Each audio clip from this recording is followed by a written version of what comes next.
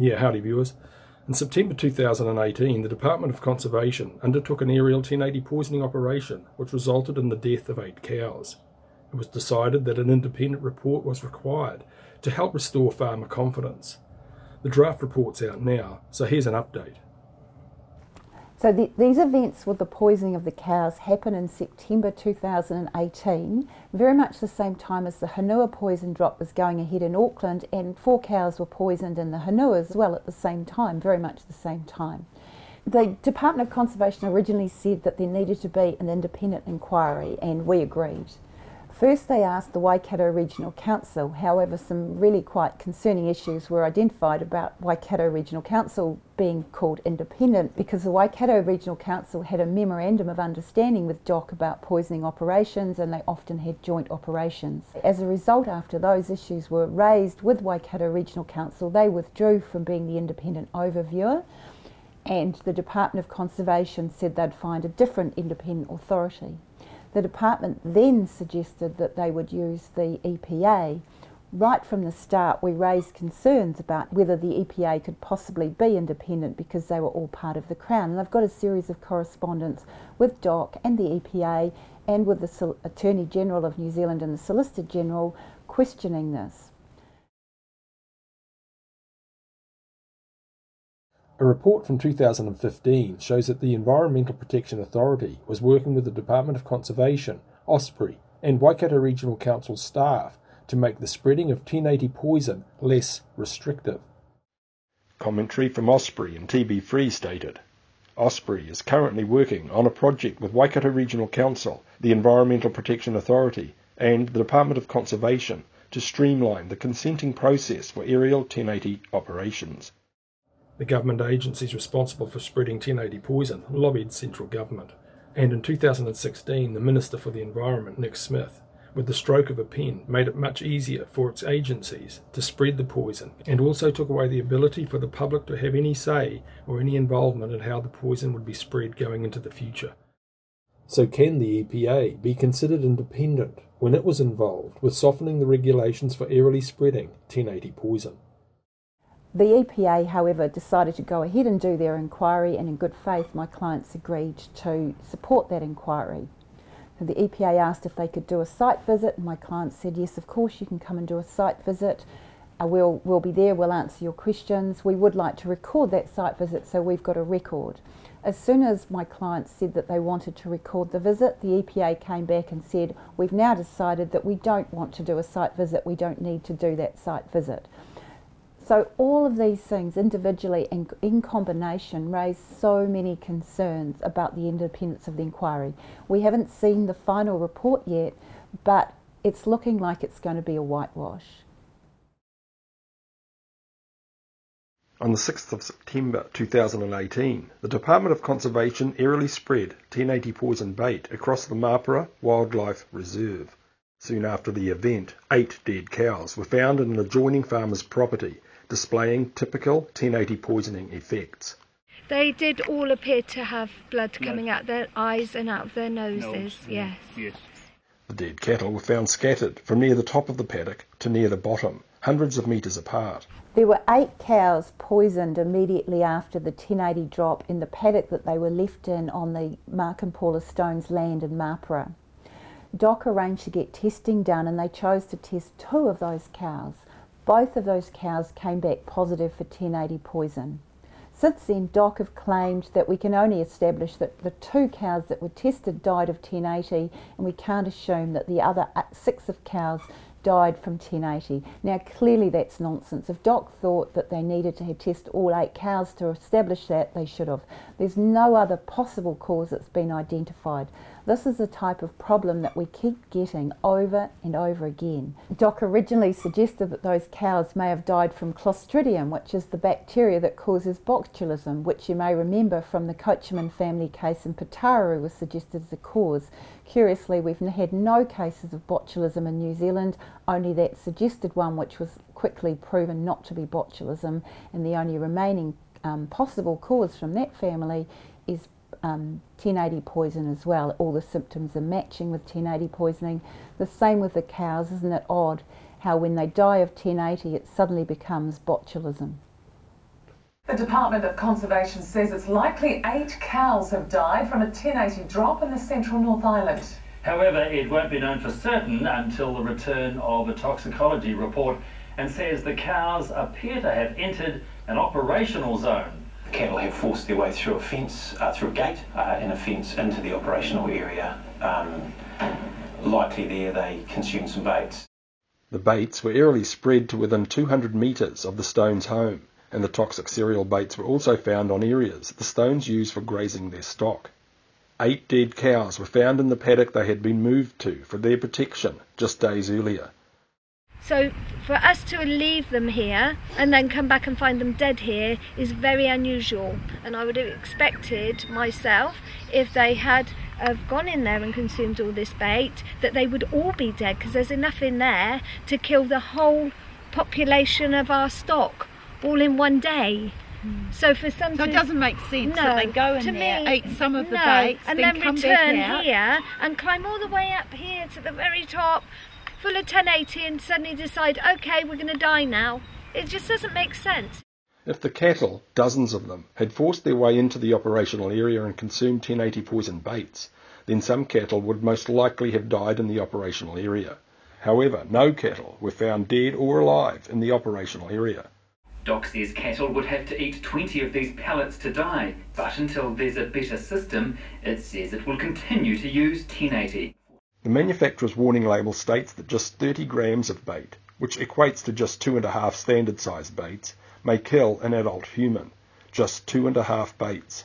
In this research undertaken in America, it states that a lethal dose for Hereford cows is just 0.22 milligrams per kilo of body weight, which means Hereford cows are 5 times more sensitive to 1080 poison than humans. This evidence demonstrates that just 2 standard-sized baits can kill a 400-kilo cattle beast. The 20 baits that the Department of Conservation stated would be required to kill a single cow could in fact have killed all 8 of the Stones cows. What's happened in this case, the EPA is only looking at the HASNO Act side of things. They've given us a lot of correspondence to show that they're not looking at all at the MPI issues, the animal cruelty issues, the animal welfare issues, or the food poisoning and contamination of farmed food. MPI have got rules, food specifications to stop any kind of stock being eaten for at least 4 months after poisoning on their land. So at the very least, the Stones should have been told that if their farm was going to be poisoned, they wouldn't be able to use those areas for at least a minimum of 4 months, and longer if the stock and the poison took longer to break down. Back in 2007, Irma did a review of the use of 1080 poison in New Zealand, and it was done because the public were worried about the aerial spread of this poison over our land. Back in those days, the only concern was possums. There's no reference at all in that Irma report to rats. But even on that situation, there were a number of conditions that Irma imposed before 1080 could be used in New Zealand in the future. And there were information about consultation with public, all sorts of things that we're somehow not doing anymore. Well, one of the things that Irma did was said that the EPA must give a permit for each poison operation, each 1080 poison operation, to make sure that there were no adverse effects. Well, they put that into the law, into Section 95A of the HASNO Act. And Section 95A requires Irma, and Irma's the responsible organisation, to issue these HASNO permits. Now, believe it or not, Irma have delegated that responsibility to DOC so that DOC can issue these HASNO permits to itself. So we've got 2 problems here. One is that there is no independent overview of the actual poison operation because DOC chooses for itself and identifies its own risks. But secondly, now that we're supposed to be having an independent review of the MAPRA cows to restore farmer confidence, the review is being done by the organisation that was responsible in the first place, that already didn't do its job, and that is still responsible if DOC let us down. So there is no independence, there can be no independence in this circumstance, and it is a huge problem because those conditions that Irma required before poison could be used safely in New Zealand are not being complied with.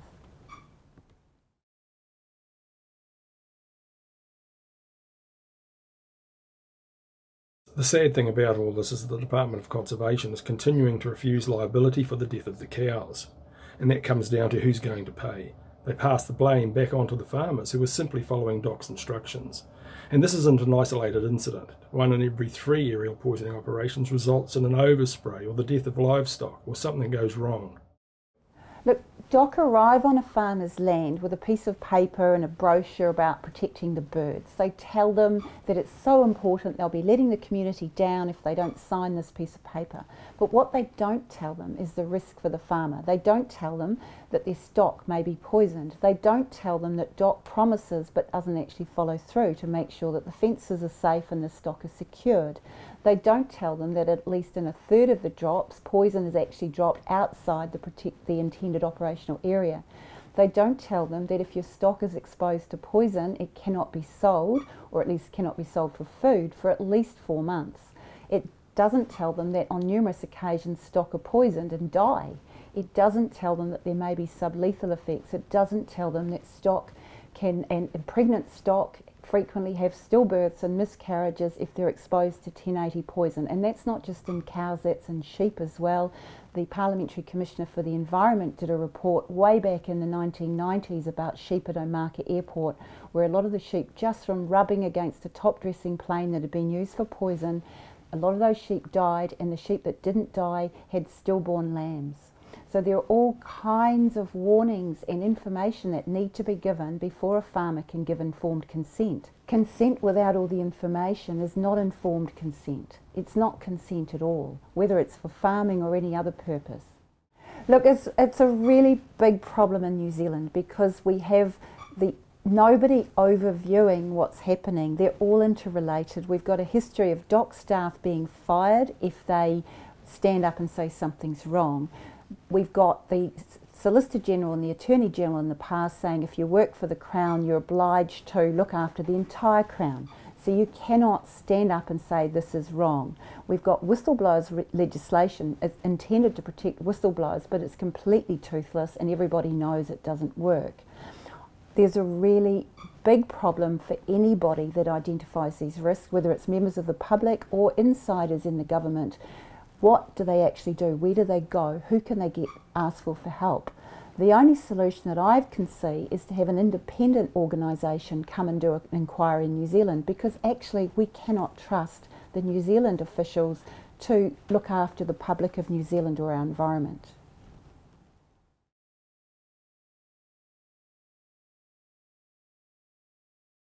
Yep. Okay, so you take the responsibility because you're doing this, all this digging work. We're helping support. So you're helping to support this. For what reason?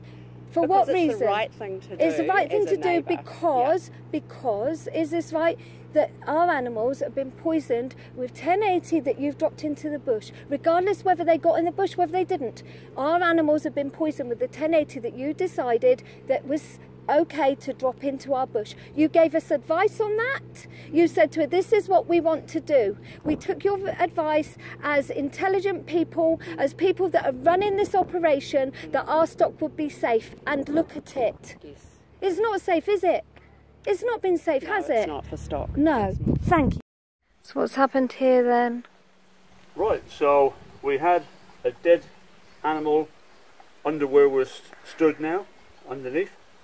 And rather than taking her out of this drain where there's a spring of water going into the stream, they've just pushed dirt on top of her and left it here. You tell me if that's okay. I don't think it is, because like I say, this spring with this water, so any toxins that are in this animal, when it starts to break down, going to go straight down here and straight down into the Mangapihai stream. But DOC seem to think that's okay. I don't.